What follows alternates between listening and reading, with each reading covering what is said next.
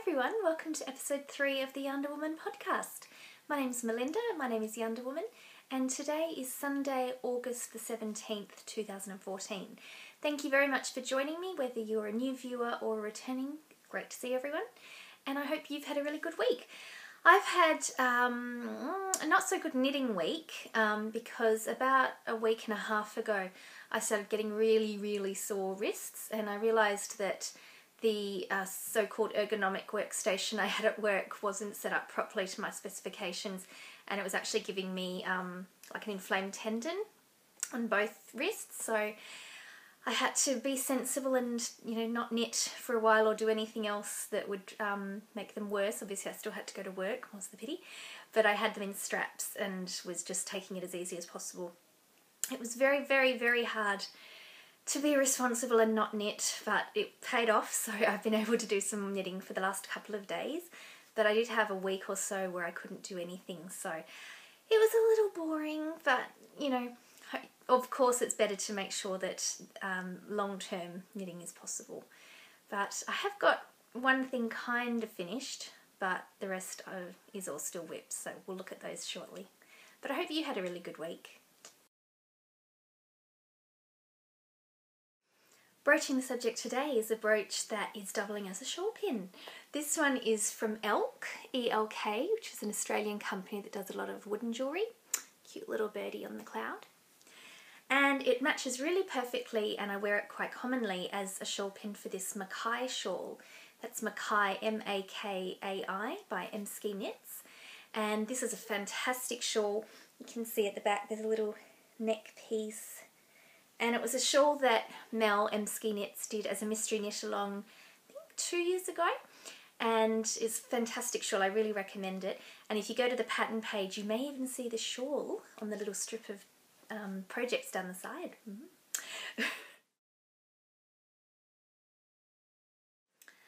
As I said, I didn't get a lot of knitting done for just over a week because of my wrists, so not so much progress.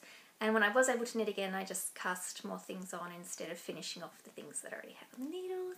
But I am nearly finished, bar the cast off, of my dragonfly wings shawl. So I'll just carefully pick this up because, as I said, I was halfway through, well, not even halfway through, very much at the beginning of casting off when I decided that it was taking me too long and I'd just record now anyway.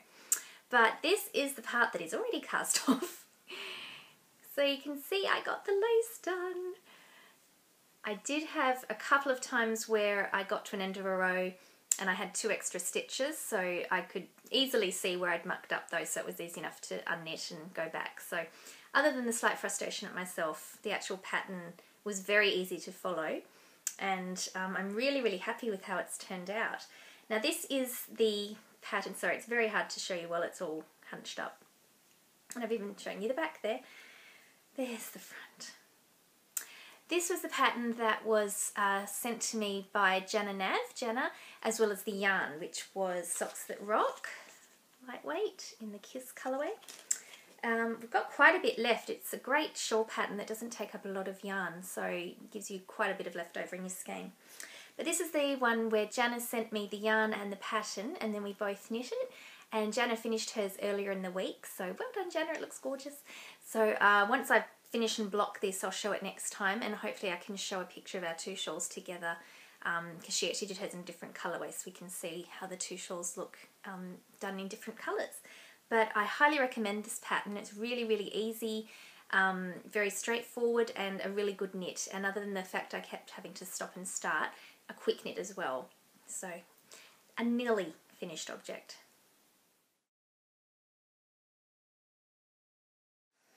Works in progress, of which there are many. So the first one, I've got a snail shell. Isn't it so cute? This was the slow-mo pattern by Susan Claudino that was very generously given to me for my birthday by the lovely Molly, a homespun house. And this is being knit with Query Fibre Arts, or Query Fibre, in their 100% superwash merino. All the crayons in the box. It's really soft, it's perfect for a toy. And I just love the way the colours turned out. I think the only place it pulled a bit was here, going around on this wide part.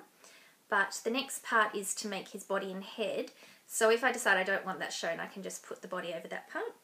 And the body I've decided is going to be this green colour, which is more Blue Moon Fibre Arts. This is the medium weight of the Socks That Rock in pistachio. And this is a sport weight as opposed to a worsted, so I'll probably just hold it double when I do it, but I think those colours are going to look pretty cool.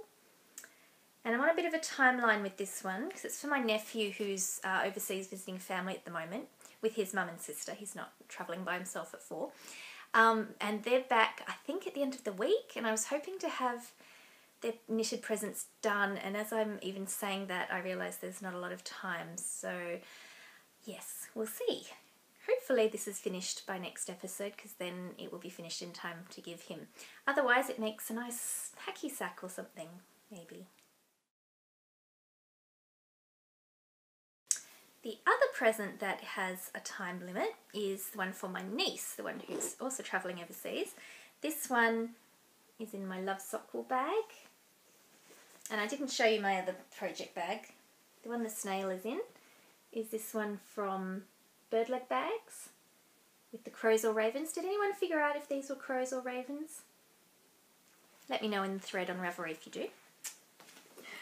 But this one, which is the Teacup Fairy Tales, this has something I showed in episode 1, which is the knotted lacework cardigan for my niece. Now I've knitted quite a bit on this now, and I believe I just need to do ribbing at the other end and then little sleeves.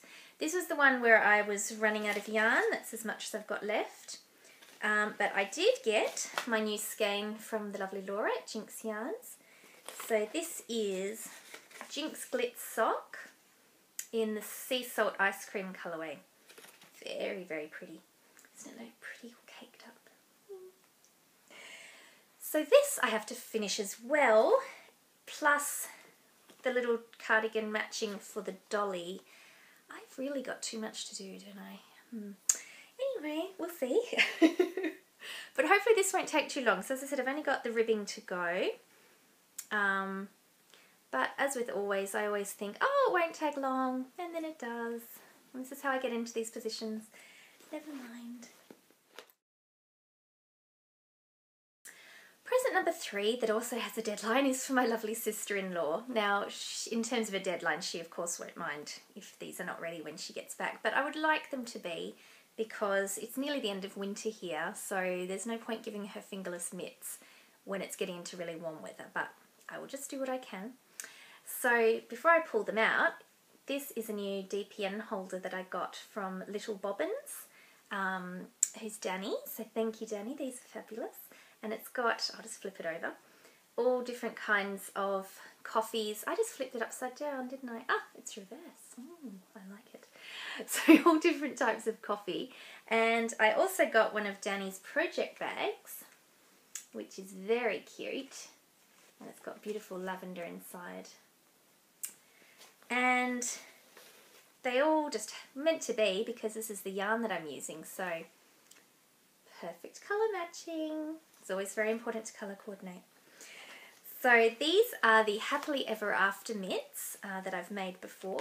I believe I showed in the last episode a little pink pair that I'd made for my niece. Oh, so there we go. My niece at least has something finished. She's the one who's the most into knitting of my things out of my niece and nephew anyway. So these are what I've done so far. Of the first mitt. So I'm nearly ready, I think, to start the thumb hole.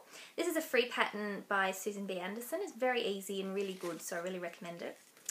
This yarn is skein.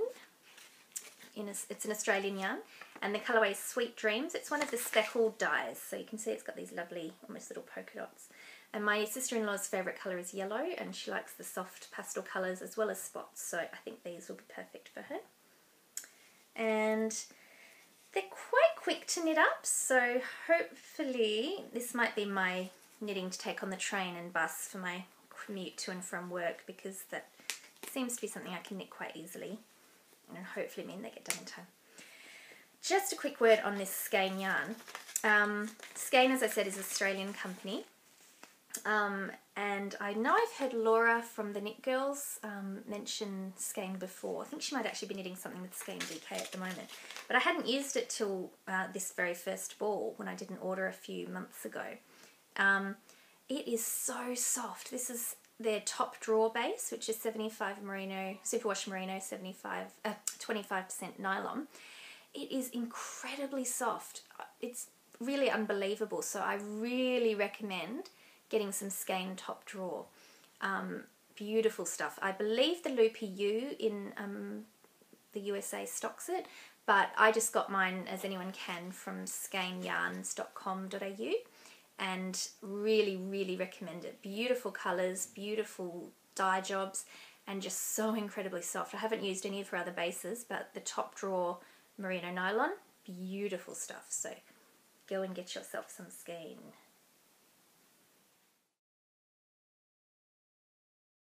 Next is a project I showed a little bit last week, which is my Hermione's Everyday Socks, and these are being knit for the Classic Knits Knit Along, being run on the Homespun House and Yarngasm podcasts with Molly and Kristen. And this is using Cyborg's Craft Room. I don't think I've got the tag in here. No, I don't, sorry. But it's Cyborg's Craft Room in Deep Dark Secrets in the Soccer Lake base, which is 75 superwash merino, 25 nylon. Beautiful colours, and the colourway is just working out beautifully with the stitch pattern. It's just really showing up that variegation really nicely. I did the Fish Lips Kiss heel, but you can see it's a little pointy because when I've previously done socks, I did 64 stitches, and for this pair I was trying 60 to see if it was a better fit, but I forgot that I'd changed the numbers, so when I did the heel I kept reducing, so it's a little bit more pointy than it should be, but I've tried it on and it seems to be fine, and I'm damned if I'm ripping it out after doing that much on the foot. Something I did do a bit weird, where is it? On the back. So there's a portion where you don't need any pattern before starting the heel short rows, so there's that. But if you can see here, there's just like lines of the purl stitches. I don't know, get the light right. So you can see here's all the normal pattern, then there's suddenly this weird section. It's not that way on the front, which means I did the pattern right here, but every time I flipped it over for a couple of rows, I just kept repeating the same pattern. I don't know how I did that. I don't care because it's fine. I'm not ripping it up. It's, you know, it's on the back. It doesn't matter. But yes, just another one of those little mysteries of what was I doing? Who knows? But they're going really, really well. A little bit more before I start the toe decreases and I'll be finished the first one, so that's very exciting. The needles I'm using, because I've got two circulars, and these are 2.5mm. Might be a 1.5 US, I'm not sure, sorry, but it's 2.5mm. Now I started off having both with my carbons, the carbon tips, or carbon needles, sorry, and I really love these, and I had two pairs, but one of them, something is wrong with the join. I don't know what's going on, but everything's getting stuck, so I've pulled that off and I think I might have to send it back to where I got it from and ask them to swap it. So on this side I've got the Addy sock rockets, and they work really well. I mean, you're obviously knitting on the same needle independently, but yes, that's why there's two different ones on there. Really looking forward to getting this finished and getting the second one done. I currently don't feel I'm going to get second sock syndrome, maybe because it's been a couple of weeks since I knit on this, so hopefully, because I don't like getting second sock syndrome, so hopefully it'll be good. Okay, and another new project, which is living in my Pitaloop bag with the Happy Crabs, and it's a cool sort of diamond wedge. This is another Emsky Knits shawl. So recently, Emsky Knits, who, as I think I mentioned in a previous episode, is not going by the blog name of Single Handed Knits anymore, because she doesn't need to. She's now called With Mel. She has recently restarted podcasting after having a few months off. And in her two most recent podcast episodes, she's actually given out steps of her latest shawl pattern, or one of her latest shawl patterns, and you can knit along with Mel. And I don't know if the pattern's called Together with Mel. I don't think it's up on Ravelry yet, because the pattern itself is going to be released in full, so it's only those who are watching the podcast that can get the steps at this stage. And it's such a lovely idea because you know that you and whoever else is watching the podcast is knitting along, and it's just lovely. I really love Mel's designs, especially her shawls, so I'm so happy to be able to join in another one. But this is what I've got so far, and this is some more Cyborg's Craft Room, and that's the tag there.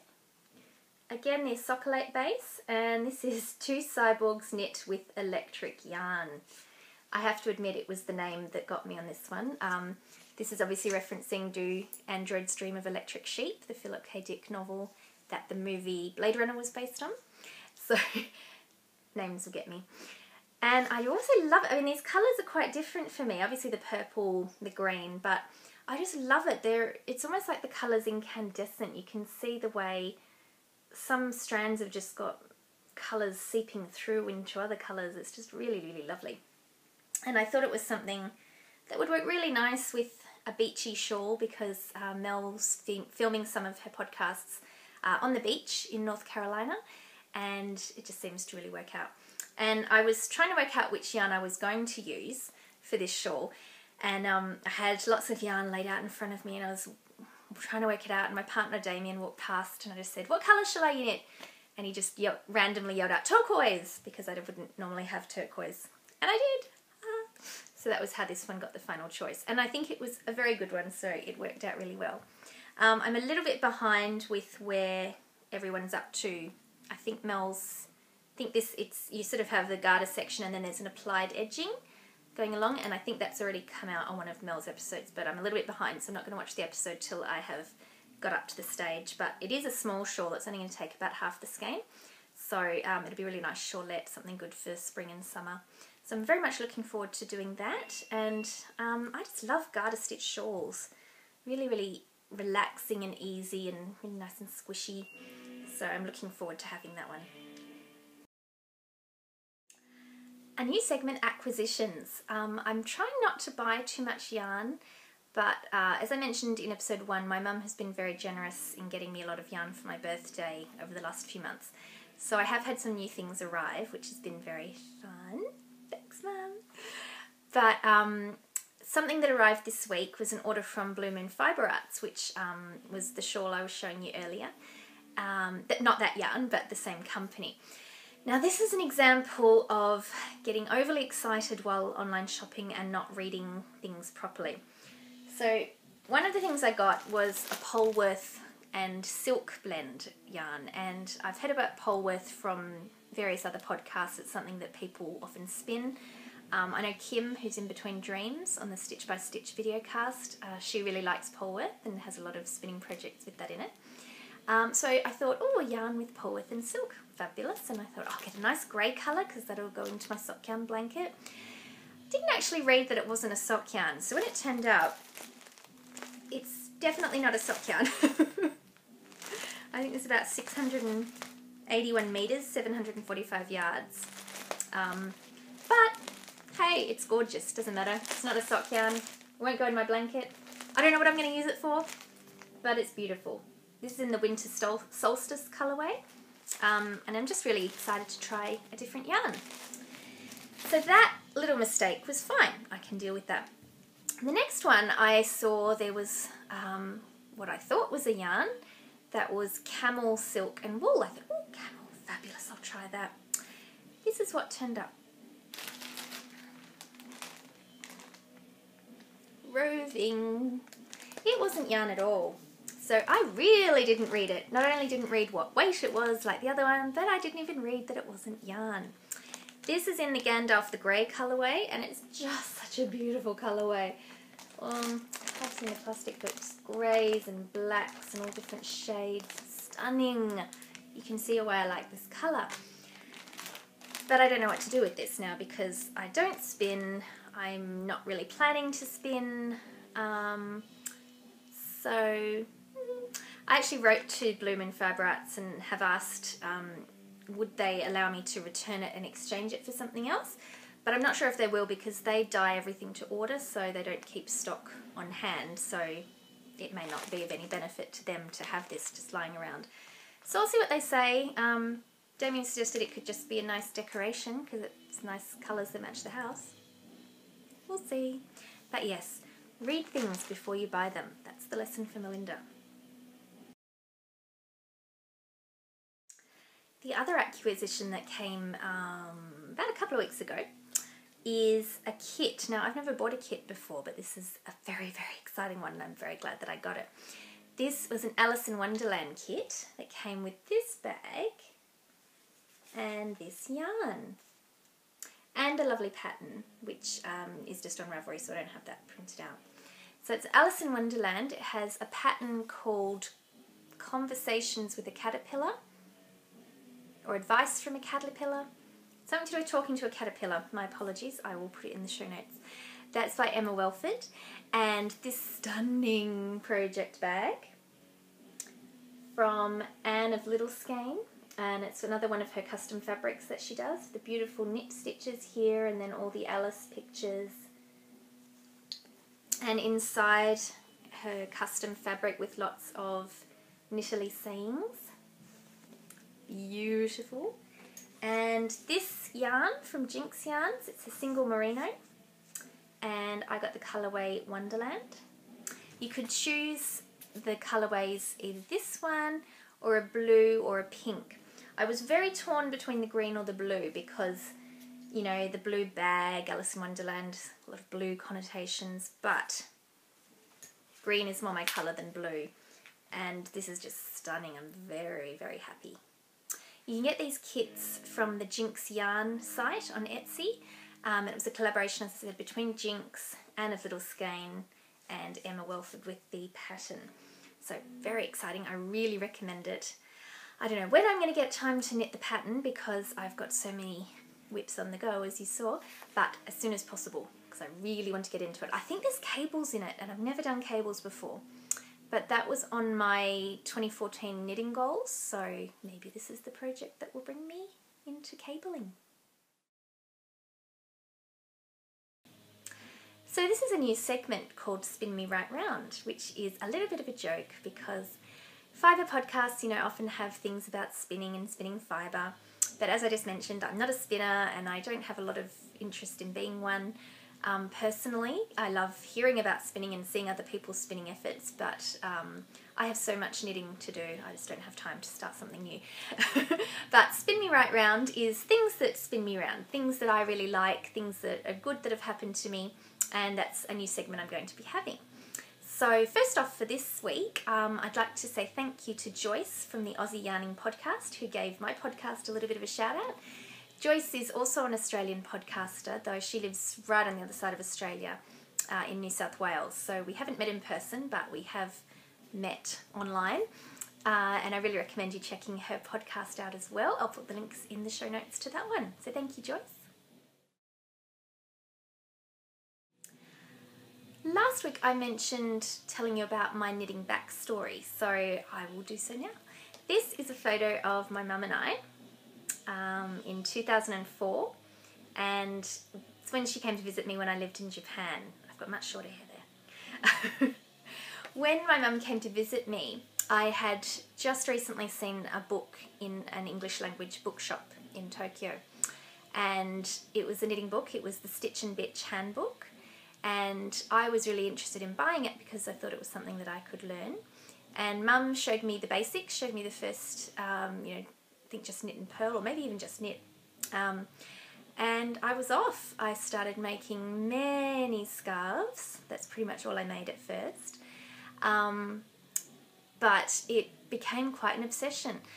I wouldn't buy any expensive yarns back then. I was buying, you know, cheap yarn. It didn't even enter my mind to buy or to spend a lot of money on yarn. Oh, how things have changed. But I made scarf after scarf after scarf, and I wondered, what am I going to do with all these scarves? So what I ended up doing was donating them to an orphanage in Mongolia, of all places, because I went on a holiday to China and arranged to meet up with someone who was heading up to Mongolia, and so I packed all these scarves up, and they took them up to Mongolia to an orphanage. So that's pretty cool to think that my knitting is hopefully warming some little children up in Mongolia. But yes, after making all those scarves, I made some scarves for friends, I made a couple of baby blankets.